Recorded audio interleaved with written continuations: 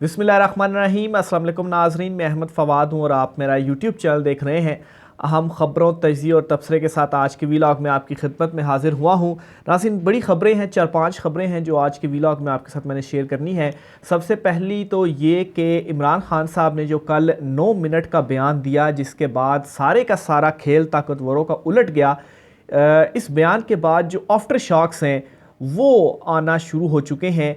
3 इस हवाले से लेटेस्ट डिटेल्स हैं कि कैसे इमरान खान साहब के इस बयान को काउंटर करने के लिए 3 बड़े इकदाम जो हैं वो सामने आए हैं। कुछ तफसीलात आपके साथ मैं शेयर करूंगा। दूसरे नंबर पर नाज़रीन, सुप्रीम कोर्ट ऑफ पाकिस्तान से भी एक बड़ी खबर है, एक बड़ी डेवलपमेंट सामने आई है और एक तौहीन अदालत की दरख्वास्त दायर की गई है एक जर्नेल के ख़िलाफ़। ये मामला क्या है, इस पर भी कुछ अहम तरीन तफसीलात हैं, वो भी आपके सामने रखेंगे। और नून लीग के जो टिकट हैं वो वापस हो रहे हैं, क्यों लोग नून लीग के टिकट नहीं लेना चाहते, इस पर भी कुछ अहम तरीन तफसीलात हैं, ये भी आज की व्लॉग में आपके सामने रखूँगा। सबसे पहले तो नाज़रीन, इमरान खान साहब के हवाले से आपको ख़बर देता चलूँ कि कल जब इमरान खान साहब ने वो 9 मिनट का जो गुफ्तगू है वो सहाफ़ियों के साथ की, जिसके बाद जो सारे का सारा आप कहें कि बाजी पलट कर रख दी। इसके बाद 3 बड़े अहम इक़दामात जो हैं वो हुए हैं। और सबसे पहला तो ये कि इमरान खान साहब के बयान को टीवी चैनल्स पर चलाने से रोक दिया गया है पैमरा की जानिब से। तो इससे आप ये अंदाज़ा लगा सकते हैं कि जो इमरान खान साहब ने ये अपनी जो गुफ्तगू की है वो बिल्कुल उसका जो निशाना था सही निशाने पर जाकर उसने हिट किया। और ये इसका एक बड़ा सबूत है कि पैमरा की जानिब से अब ये अहकामात दिए गए हैं जी टीवी चैनल्स को कि आपने इमरान खान साहब के जो बयानात हैं वो नहीं चलाने। पहले तो इमरान खान साहब का नाम नहीं चलाना था और आप कहते हैं जी कि जो बयानात वगैरह हैं, जो इमरान खान साहब की गुफ्तगू होगी वो नहीं चलानी। यानी कि पहले तो ट्रायल किया गया इमरान खान साहब का, जेल में सीक्रेट मीडिया कवरेज नहीं होती थी, अंदर क्या हो रहा है किसी को भी नहीं पता था। और तब भी मैं यही कहता था कि सिर्फ इतनी इजाज़त दे दी जाए कि सिर्फ मीडिया को अंदर कवरेज करने दी जाए, बाकी जो केस है वो चलता रहेगा। लेकिन अगर इमरान खान के इस केस की मीडिया कवरेज अंदर हो जाती है तो जो इमरान खान साहब वहाँ पर गुफ्तगू करेंगे वो गुफ्तगू जब सामने आएगी तो बयानिया अपने आप बनता जाएगा और केस जो है वो खुद ब खुद इमरान खान के अगेंस्ट जो है इसकी बुनियादें गिर जाएंगी। तो यही चीज़ हुई और इसके बाद ये बड़ा सबूत है कि पैमरा ने जो ये रोका है कि सही निशाने के ऊपर जो इमरान खान साहब का जो निशाना है वो बिल्कुल सही जगह पर जाकर हिट किया है। सिर्फ यही नहीं बल्कि उसके बाद एक और बड़ी डेवलपमेंट ये हुई कि इमरान खान साहब ने कहा था कि वो कसम खाने को तैयार हैं कि जब उनका बुशरा बीबी से निकाह हुआ तो तब उन्होंने बुशरा बीबी को देखा। इस बयान के बाद अचानक से ओन चौधरी जो हैं उनका बयान सामने आता है और वो कहते हैं जी कि इमरान खान साहब पहले भी जो मुलाकातें हैं वो करते रहे हैं। अच्छा, ये कहते हैं जी कि साबिक चेयरमैन इमरान खान बुशरा बीबी से कई बार निकाह से पहले भी मिल चुके हैं। तो ये ओन चौधरी साहब हैं, साहब तो खैर क्या इनको कहना, बहरहाल ओन चौधरी हैं जिन्होंने ये जो बयान है वो दिया इमरान खान के इस गुफ्तगू के बाद। तो ये दूसरा डेवलपमेंट थी जो कि इमरान खान साहब की इस चीज़ को काउंटर करने के लिए सामने आई, क्योंकि ओन चौधरी जो हैं ये चीज़ वो पहले भी कह सकते थे। निकाह वाला जो केस इमरान खान के ख़िलाफ़ चल रहा है, इस केस में उन्होंने अपना बयान कलम बंद करवाया, वहाँ पर उन्होंने किसी मीडिया से गुफ्तगू जो है वो नहीं की। तो वहाँ पर भी ये चीज़ वो कह सकते थे लेकिन वहाँ पर तो नहीं कही। इमरान खान का बयान आता है और उसके बाद ओन चौधरी जो हैं वो इस तरह का जो बयान है वो देते हैं। तो ये दूसरी डेवलपमेंट थी जो कि ये प्रूफ करती है कि इमरान खान साहब ने वाकई में ठीक निशाने के ऊपर जो तीर है वो लगाया है। फिर इसके साथ ही तीसरी डेवलपमेंट जो सामने आती है जी वो ये कि इलेक्शन मौखर करने के लिए इलेक्शन कमीशन ऑफ पाकिस्तान में 17 दरख्वास्तें इस वक्त दायर हो चुकी हैं। इलेक्शन को मौखर करने के लिए इलेक्शन कमीशन में 17 दरख्वास्तें दायर हो चुकी हैं। और इससे पहले अपडेट ये आई थी जी कि वज़ारत ख़ज़ाना जो है वो इलेक्शन कमीशन को पैसे ही नहीं दे रहा, जो 42 अरब रुपये बजट में रखे गए थे। और सेक्रेटरी ख़ज़ाना को बुलाया गया और वो कहते हैं जी कि हम 2-3 दिन के अंदर आपको जो पैसे हैं वो इशू कर देंगे। लेकिन खैर ये भी देखेंगे कि आप पैसे कब इशू करते हैं, फ़ौरी तौर पर इलेक्शन कमीशन को पैसे चाहिए। तो 17 दरख्वास्तें इलेक्शन को मौखर करने के लिए दायर हो चुकी हैं, क्योंकि अभी जो सूरत हाल चल रही है, अगर अभी भी 8 फरवरी को वक्त पर इलेक्शन हो जाते हैं तो इस सारी सिचुएशन के बावजूद इमरान खान ही ये जो इलेक्शन है उनको भरपूर तरीके से जीतते हुए नज़र आ रहे हैं। तमाम सर्वेज़, रिपोर्ट, बहुत सारी इस हवाले से चीज़ें मौजूद हैं, उनको मैं रिपीट नहीं करूँगा, लेकिन इमरान खान जो है वो जीत रहे हैं इस सिचुएशन के अंदर भी। तो आप देखें 17 दरख्वास्तें दायर हो चुकी हैं। तो ये जी 3 बड़ी डेवलपमेंट्स थी इमरान खान साहब के उस बयान के बाद, जिसके बाद जो सारी सूरत हाल है वो एकदम से इस तरह से बदली है कि जो हल्के हैं या जो कुछ ताकतवर लोग हैं उस तरफ जो फ्रस्ट्रेशन है वो मज़ीद बढ़ी है। फिर इसी तरीके से मुस्लिम लीग नून जो है, इनके टिकट अब बहुत सारे ऐसे लोग हैं जो कि नहीं ले रहे या कहें कि वापस कर रहे हैं। इनमें सबसे पहले तो जो नाम है वो तो शायद खाकान अब्बासी साहब का है। इन्हें मनाया जाने की भी कोशिश की जाती रही, लेकिन फिर इसके बाद शायद खाकान अब्बासी के बयानात और क्लियर कट उन्होंने बयान दिया, जिस तरह चौधरी निसार अली खान देते थे कि मरीम नवाज़ जो है वो लीडर नहीं है, वो लीड नहीं करेगी, और उन्होंने ख़ुद को साइड पर कर दिया। ना सिर्फ उन्होंने ख़ुद को बल्कि ये भी कहा कि उनके जो साहबजादे हैं वो भी इलेक्शन नहीं लड़ेंगे, और पहले ही इस इलेक्शन को उन्होंने मुतनाज़े करार दे दिया है। नून लीग का टिकट लेने से उन्होंने इनकार किया है। पहले नंबर पर तो शायद खाकान अब्बासी हो गई, ये तो शायद खाकान अब्बासी के हवाले से बहुत पहले से जो चीज़ें थी वो सामने आ रही थी। लेकिन अब मज़ीद इसमें क्या हुआ जी, मिफ्ता इस्माइल उन्होंने नून लीग को खैरबाद कह दिया है। उनके हवाले से बताया जा रहा है कि शायद वो पीपल्स पार्टी में शामिल होंगे, लेकिन नून लीग से वो पीछे हो गए हैं, क्योंकि उनका इसहाक डार के साथ जो मसला चल रहा था, फिर उसके बाद वो वज़ारत ख़जाना से भी हटे। तो बहरहाल मिफ्ता इस्माइल जो हैं वो भी नून लीग के टिकट पर नहीं लड़ रहे।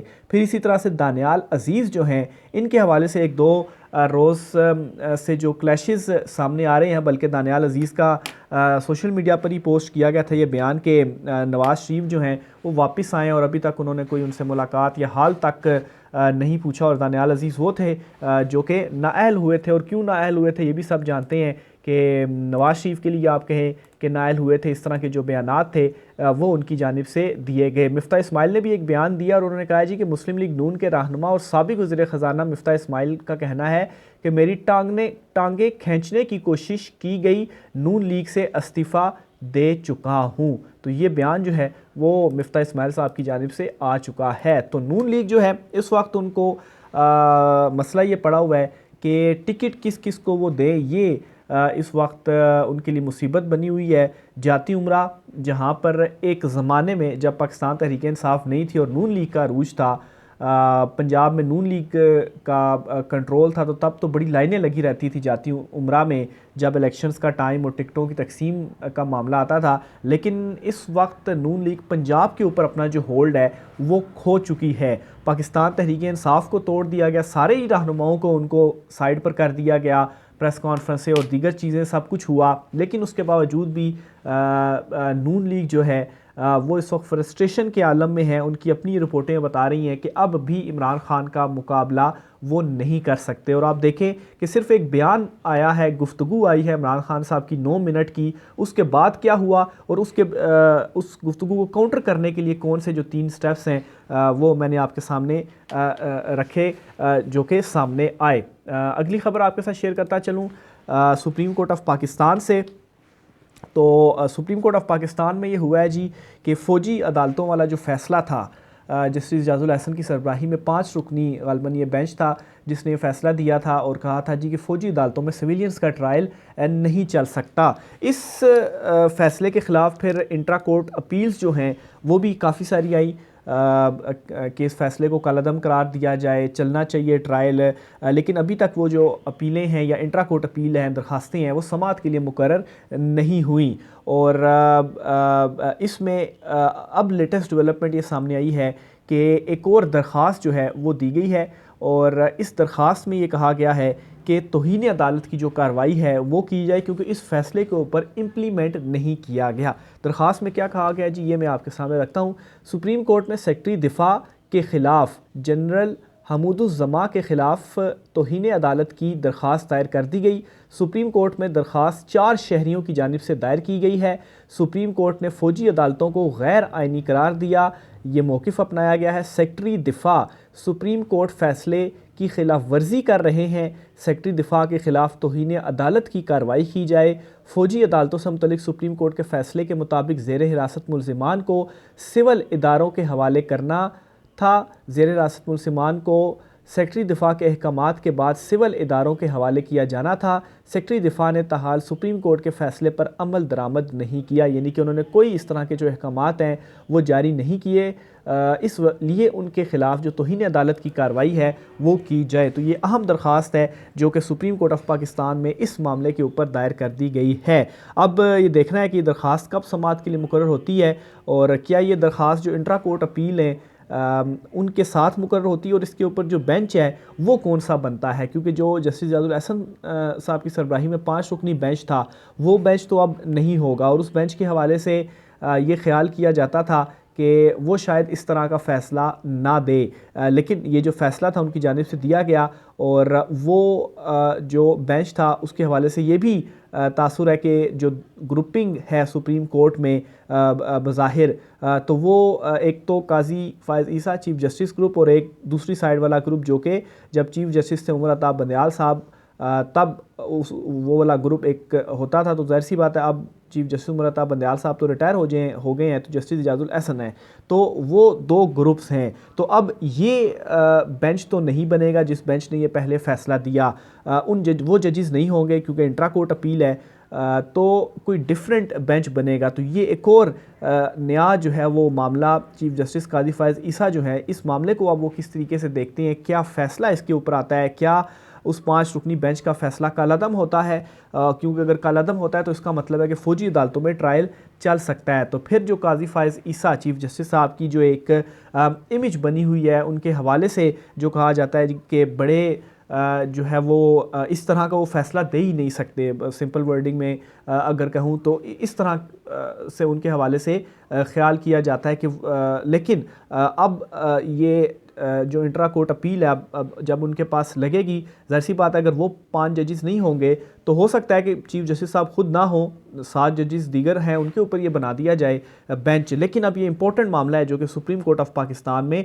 खुल चुका है। एक तो ये इंट्रा कोर्ट अपील है और दूसरा ये एक और अहम दरख्वास्त है जो कि सुप्रीम कोर्ट ऑफ पाकिस्तान में दायर हो चुकी है। सुप्रीम कोर्ट से 2 मज़ीद ख़बरें और भी हैं। एक तो ये है जी कि जस्टिस अकील अहमद अब्बासी जो हैं सुप्रीम सिंध हाई कोर्ट के चीफ कायम मकाम चीफ जस्टिस के तौर पर अभी काम कर रहे हैं। इनकी मुस्तकली के लिए इजलास हुआ जुडिशल कमीशन का और इस इजलास में ये डिसीजन ले लिया गया है कि इनको मुस्तकिल किया जाए, इसकी मंजूरी दे दी गई है और मामला जो पार्लिमानी कमेटी है उसको भेज दिया गया है अपनी जो सिफारिशात हैं उसके साथ। तो अब पार्लिमानी कमेटी फाइनलाइज़ करेगी और उसके बाद फिर जस्टिस अकील अहमद अब्बासी जो हैं वो मुस्तकिल हो जाएंगे और फिर वो कायम मकाम नहीं बल्कि chief justice Sindh high court होंगे। तो काफ़ी अरसे से ये जो मामला है चल रहा था लेकिन अब बिलाखिर जो मुस्तकिली है मंजूरी है वो हो गई है। जस्टिस इजाज़ुल एहसन साहब के ऊपर एक एतराज़ आया है सुप्रीम कोर्ट ऑफ पाकिस्तान में और जो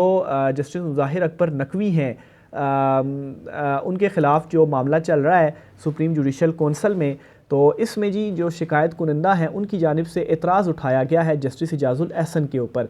तो इसमें ये लिखते हैं जी कि सुप्रीम जुडिशल कौंसल के मेंबर जस्टिस इजाज़ुल एहसन पर कौंसल से अलग होने के लिए एतराज़ दायर।